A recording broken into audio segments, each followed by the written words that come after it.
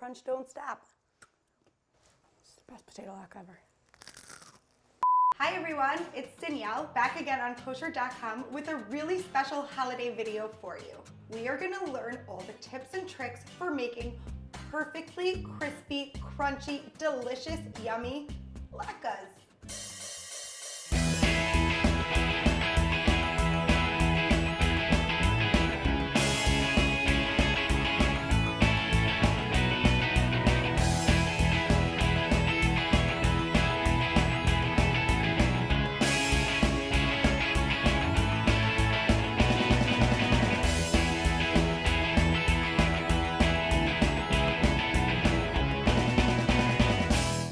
There are a million varieties of latkes out there, but really, at the end of the day, we want our mother's latke. We just don't know how to do it.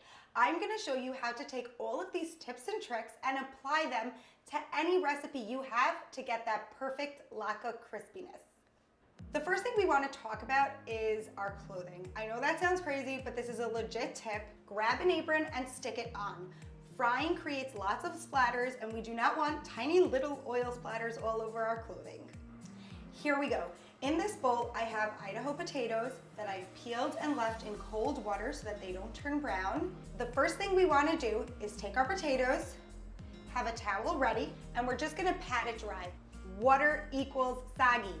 We want to eliminate as much water as possible. Personally, I like a grated potato for a latke because I think it provides maximum crispiness. Why? Because all of those little shreds that stick out of the edge of the latke turn into yummy bits of goodness because they get extra crispy.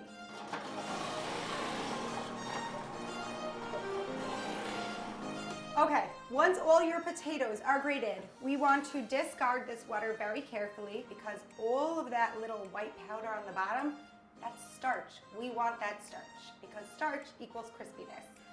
See all that white that's left in the bottom of the bowl? That's good stuff, we want that, so save that. Don't wipe the bowl. And let's get our potatoes right into the bowl with the starch.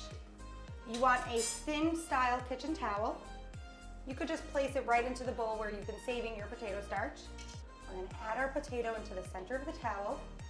We really wanna do this step. This is not a step that you wanna skip. And squeeze. See all that? That's good, that's exactly what we want to see, and we can only really achieve that by straining out the water. We're gonna take our dried potatoes, pop them in the bowl. So now, you can already start to see the starch build up right here. We're gonna slowly discard of this water and keep all that goodness. All this starch that's left in the bowl, we're gonna scrape it up. We're gonna add it right into our grated potatoes. But wait, we're not done. There's still more starch somewhere. On our towel, we're gonna scrape up every bit of starch we can. I guess you can technically go into your cabinet and just add like a tablespoon of potato starch, but then you'd have to go and buy potato starch. And why?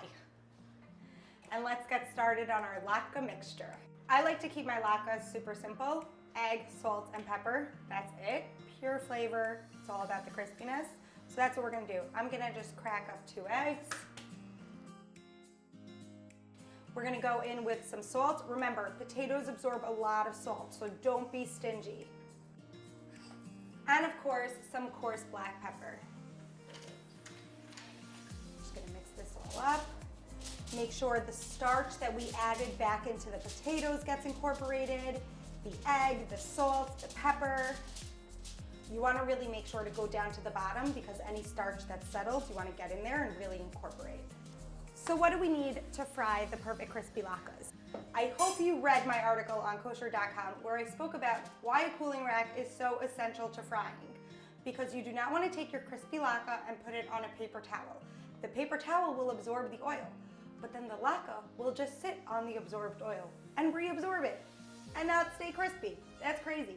You want to get a cooling rack, put a piece of tin foil down underneath it for easy cleanup, stick the cooling rack right on top, boom. Latke, cooling rack, oil drip down, crispy latke. That easy.